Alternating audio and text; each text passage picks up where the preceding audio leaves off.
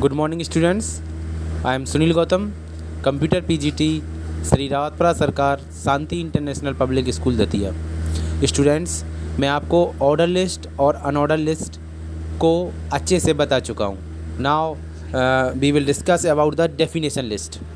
इसको हम description list भी कहते हैं और इसका यूज़ एक तरीके से डेफिनेशन को क्रिएट करने के लिए किया जाता है। आपको पता होगा कि जिस तरीके से हम ऑर्डर लिस्ट में OL टैग का यूज करते हैं, अनऑर्डर लिस्ट में UL टैग का यूज करते हैं, just same in a definition list we will use DL tag. हमको क्या यूज़ करना है? हमको यूज़ करना है इसमें DL टैग का। DL टैग के बाद जब हम अगर हम इसमें कोई डेटा डालना चाहते हैं या कुछ आइटम डालना चाहते हैं, जैसे LI टैग का यूज़ करते थे उसमें, तो यहाँ पर हम यूज़ करेंगे DT टैग का। क्या यूज़ करेंगे? DT tag. और इस तरीके से हमारी जो डेफिनेशन लिस्ट है वो आपकी क्या हो जाएगी?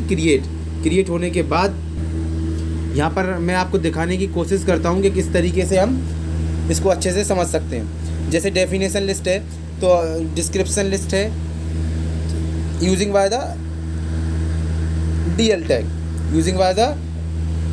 DL tag. यहाँ पर मैं दिखा रहा हूँ आपको, DL टैग का यूज करेंगे। और उसके बाद यदि हम डेफिनेशन की लिस्ट क्रिएट करेंगे, डेटा डालेंगे, तो हम DL टैग का यूज करेंगे, जो कि मैं आपको बता चुका हूँ। तो इस तरीके से हम अपना स्टूडेंट्स, इसके बाद डेफिनेशन लिस्ट के बाद जो एक बहुत ही ज़्यादा इम्पोर्टेंट टॉपिक है जो आपके में आने वाला है, और जो कि सभी HTML जो भी प्रोग्रामर हैं जो HTML पे काम करते हैं उनको सीखना बहुत ही ज़्यादा ज़रूरी होता है। विदाउट टेबल और without designing of table in HTML हम बहुत से ऐसे काम हैं जिनको परफॉर्म नहीं करा सकते। तो आपके सिलेबस में दिया हुआ है पेज नंबर 47 पर क्रिएटिंग अ टेबल। बहुत ही ज़्यादा इम्पोर्टेंट आपका कंटेंट है HTML का टेबल। और टेबल का यूज़ डेटा को रो एंड कॉलम के फॉर्म में रिप्रेजेंट करने के लिए किया जाता है। मैं आपको बता रहा हूँ इधर टेबल का यूज किस में किया जाता है। डेटा को रो एंड कॉलम के कंटेंट में रिप्रेजेंट करने के लिए किया जाता है।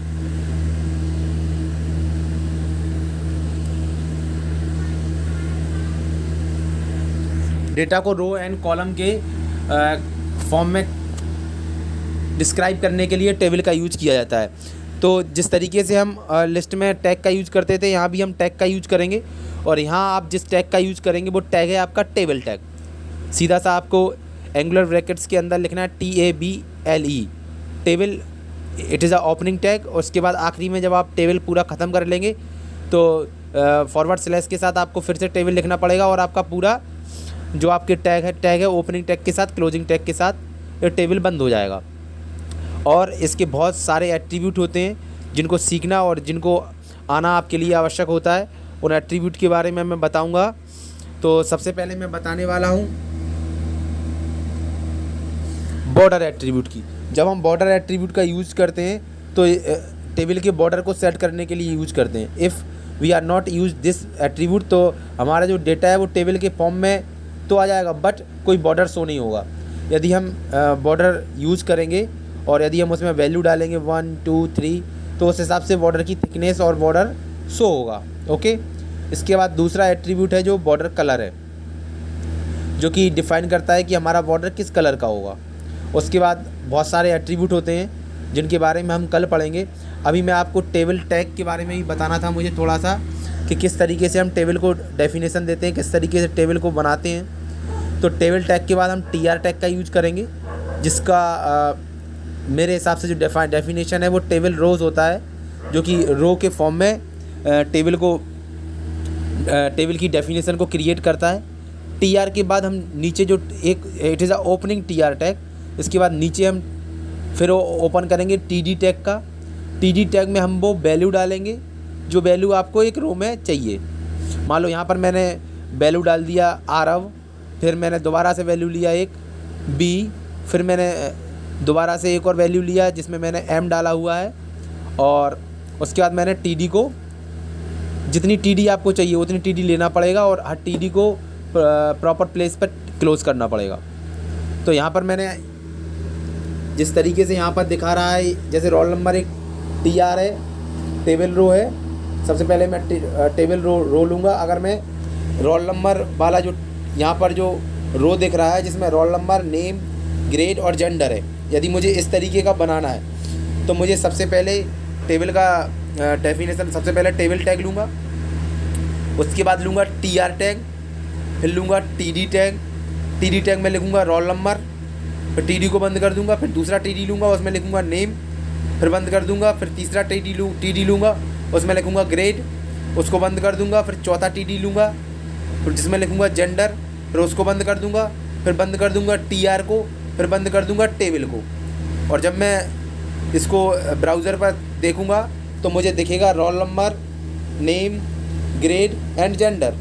और यदि मैंने टेबल के एट्रीब्यूट में बॉर्डर टैग का यूज किया है और मैंने अगर उसमें 1 या 2 डाला हुआ है तो मुझे बॉर्डर भी शो होगा। आज के लिए इतना ही। नेक्स्ट लेक्चर में मैं आपको प्रैक्टिकली पूरा समझाने का कोशिश करूँगा और आई होप आपको समझ में आया हो। और यदि कोई प्रॉब्लम होती है तो मुझे फ़ोन करें या मुझे मैसेज करें। एक और मैं आपसे कहना चाहता हूँ कि स्टूडेंट्स, जिन लोगों के पास कंप्यूटर हैं वो घर पे अपने प्रैक्टिकल ज़रूर करें। एंड बड़ा इजी होता है, आप नोटपैड पे इसकी कोडिंग कर सकते हैं। नोटपैड सारे कंप्यूटर्स में अवेलेबल रहता है। नोटपैड एडिटर होता है जिसमें हम HTML की कोडिंग करेंगे और प्रॉपर तरीके से .html और .htm, ये दोनों एक्सटेंशन हैं जिनमें आप सेव करना चाहें कर सकते हैं। और उसको ब्राउज़र पर ओपन करेंगे तो वो HTML जो आप बना रहे हो वो आपके ब्राउज़र पर शो होगा। ओके, आज के लिए इतना ही। And dear students, complete your notebook as soon as possible. मैं जल्दी ही आप लोगों की कॉपी लूँगा और चेक करूँगा। Okay, thank you.